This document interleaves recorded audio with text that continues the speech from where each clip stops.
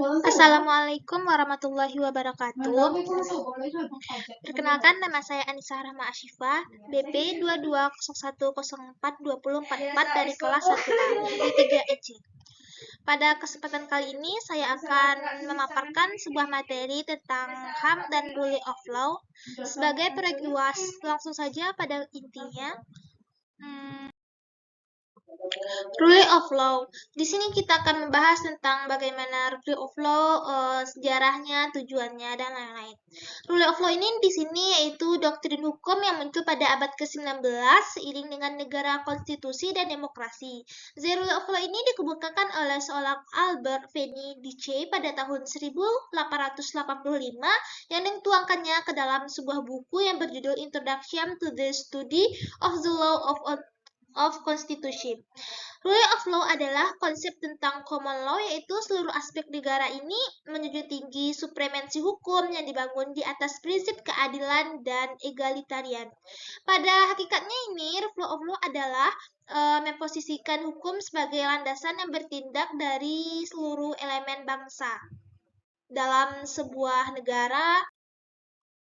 Di sini kita akan membahas bagaimana prinsip-prinsip rule of law ini. Rule of law secara formal menurut Undang-Undang Dasar Negara 1945 yaitu negara Indonesia adalah negara hukum. Pasal 1 ayat 3. Segala warga negara bersamaan kedudukannya di dalam hukum dan pemerintahan dan wajib menjunjung hukum dan pemerintahan itu tanpa terkecuali. Sudah tertuang pada pasal 27 ayat 1. Setiap orang berhak atas pengakuan, jaminan, perlindungan, dan kepastian hukum yang adil, serta perlakuan sama di hadapan hukum, pasal 28D ayat 1. Setiap orang berhak untuk bekerja serta mendapatkan imbalan dan perlakuan yang adil dan layak dalam hubungan kerja, pasal 28D ayat 2.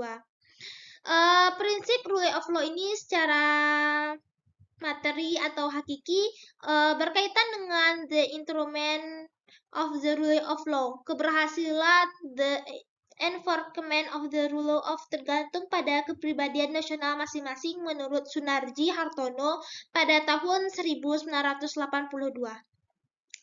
Rule of law ini mempunyai akar sosial dan akar budaya menurut Satjipo Roharjo pada 2003. Rule of law juga merupakan suatu legalisme aliran pemikiran hukum mengandung wawasan dan gagasan tentang hubungan antar manusia, masyarakat, dan negara. Terus Indonesia negara hukum. Di sini Indonesia merupakan negara hukum, yaitu negara Indonesia ini memiliki karakteristik mandiri, yang berarti kemandirian tersebut terlihat dari penerapan konsep atau pola negara hukum yang dianutnya. Terus di sini nih kita negara Indonesia menganut pola negara atau disesuaikan dengan kondisi yang ada di Indonesia, yaitu kita Pancasila kan. Terus NKRI sebagai negara hukum yang berdasarkan pada Pancasila pasti mempunyai maksud dan tujuan tertentu, yaitu tujuannya untuk mewujudkan tata kehidupan negara kita, sebuah negara yang aman, tentram, aman, dan sejahtera, bisa tercapainya sebuah keserasian lah, atau keseimbangan dan keselarasan antara masyarakat, baik itu perorangan maupun individu. Konsep negara hukum Pancasila artinya suatu sistem hukum yang didirikan berdasarkan asas-asas dan kaidah norma-norma yang terkandung tercermin dari nilai dalam Pancasila sebagai dasar kehidupan masyarakat. Terus langsung saja kita masuk pada hak asasi manusia. Hak asasi manusia adalah hak yang melekat pada diri setiap manusia sejak awal dilahirkan, yang berlaku seumur hidup dan tidak dapat diganggu-gugat oleh siapapun. Sebagai warga negara yang baik, kita mesti menjunjung tinggi nilai hak asasi manusia tanpa membeda-bedakan status, golongan, keturunan, jabatan, dan lain sebagainya. Hak asasi manusia menurut Undang-Undang Nomor 39 Tahun 1999 adalah seperangkat hak yang melekat pada hakikat keberadaan manusia sebagai makhluk Tuhan Yang Maha Esa dan merupakan anugerah yang wajib dihormati, dijunjung tinggi oleh negara, hukum, pemerintahan, dan setiap orang. Hak asasi manusia juga diartikan sebagai hak-hak kodrat yang dianugerahkan Allah Subhanahu wa Ta'ala kepada setiap manusia yang tidak dapat dicabut atau dikurangi oleh kekuasaan atau badan apapun. Baiklah, langsung saja pada tujuannya. Tujuan HAM yaitu untuk melindungi dan menjamin hak-hak manusia, yakni hak asasi sipil dan politik, hak ekonomi sosial dan budaya, serta hak-hak kemanusiaan. Tujuan ini bertujuan untuk memastikan bahwa keberadaan perlindungan hak asasi manusia menjadi sebuah fokus prioritas dalam prinsip-prinsip dasar hukum dan kemungkinan negara. Tujuan HAM juga mencakup upaya untuk menjamin perlindungan, pemulihan dan akses terhadap keadilan bagi para korban pelanggar hak asasi manusia. Di sini kita akan mengambil contoh kasus HAM dan illegal logging atau rule of law. Di sini yaitu illegal logging, di sini sudah ada beritanya, yaitu hebohnya kayu illegal logging muncul di sungai objek wisata Gulamo. Illegal logging di sini atau penebangan liar adalah praktik penebangan kayu tanpa izin yang dilakukan oleh para pembelala hutan yang dilindungi atau izin atau pihak berwenang. Dampak illegal logging ini sangat merugikan lingkungan dan masyarakat tentunya.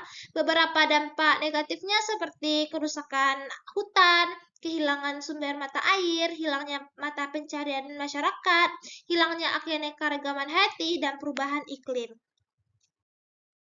Beberapa dampak negatif seperti kerusakan hutan, kehilangan sumber mata air, hilangnya mata pencarian masyarakat, hilangnya keanekaragaman hayati, dan perubahan iklim.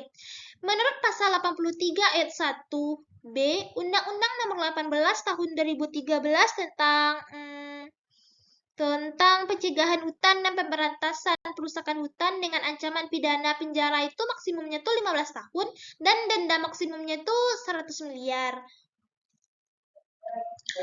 Contoh kasusnya di sini saya mengambil kerusakan Pulau Obi, dampak industri nikel. Pembukaan lahan skala besar mencemari udara dan laut yang berdampak pada terganggunya kesehatan warga dan ekosistem. Membongkar kawasan hutan yang memicu deformasi hingga kekerasan beruntutan terhadap warga lokal. Dampaknya itu seperti kerusakan ekosistem, bencana alam, gangguan kesehatan, rusaknya mata pencarian warga di sekitarnya, terus hilangnya keanekaragaman hayati dan dampak globalnya. Beberapa undang-undang penting yang terkait dengan pengelolaan lingkungan dan sumber daya alam meliputi Undang-Undang Nomor 32 Tahun 2009 tentang perlindungan dan pengelolaan lingkungan hidup, Undang-Undang Nomor 4 Tahun 2009 tentang pertambangan mineral dan batu bara, dan Undang-Undang Nomor 27 Tahun 2007 tentang pengelolaan wilayah pesisir dan pulau-pulau kecil.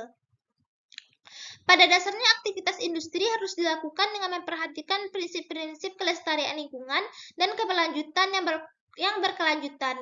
Dalam hal industri nikel, konsekuensi dari produksi yang tidak terkendali dan pengelolaan limbah yang buruk dapat berdampak pada buruknya kualitas air, udara, dan tanah. Hal ini dapat mengancam keberlangsungan lingkungan hidup dan kehidupan di sekitarnya. Menurut saran saya pribadi, tercemarnya limbah tambang nikel di perairan di Pulau Obi ini merupakan masalah lingkungan yang sangat serius dan harus segera diatasi oleh pemerintah. Limbah tambang nikel ini yang dibuang ke perairan dapat merusak ekosistem laut dan berdampak buruk pada kesehatan manusia yang bergantung pada sumber daya laut tersebut. Pemerintah dan perusahaan tambang dan oknum yang terkait harus bertanggung jawab untuk bekerja sama untuk mengatasi masalah ini dan dapat mengembangkan solusi yang berkelanjutan agar tidak terjadi lagi pada masa yang akan datang. Rule of law dalam kasus tercemarnya limbah ini pada Pulau Obi mengacu pada prinsip hukum yang harus ditegakkan secara adil dan berlaku untuk semua pihak yang terlibat dalam kasus ini. Maka penyelesaian kasus harus melalui proses hukum yang benar dan adil, termasuk proses investigasi, pengadilan, dan penyidikan. Pemerintah dan perusahaan tambang nikel harus mematuhi aturan-aturan dan peraturan pemerintah dalam memproduksi dan membuang limbah tambang nikel mereka, sehingga tidak menimbulkan dampak yang terlalu buruk bagi masyarakat. Jika terbukti melanggar atau membuang limbah pada laut itu, maka perusahaan harus bertanggung jawab atas kerusakan lingkungan dan memberikan kompensasi yang layak kepada masyarakat dan keluarga yang terdampak dampak negatif tersebut. Selain itu, pelaku kejahatan lingkungan yang terlibat dalam pencemaran limbah tambang nikel harus dikenakan sanksi hukum yang sesuai, dan lembaga pengawasan keamanan harus ditingkatkan dan harus diketatkan supaya tidak ada lagi pelanggaran yang serupa yang terjadi di masa yang akan mendatang. Dengan demikian, penyelesaian kasus ini tidak hanya memperbaiki lingkungan, tetapi juga memperkuat kepercayaan masyarakat kepada pemerintah akan tegaknya keadilan hukum di Indonesia ini. Mungkin segitu dulu dari saya sudahi. Assalamualaikum warahmatullahi wabarakatuh.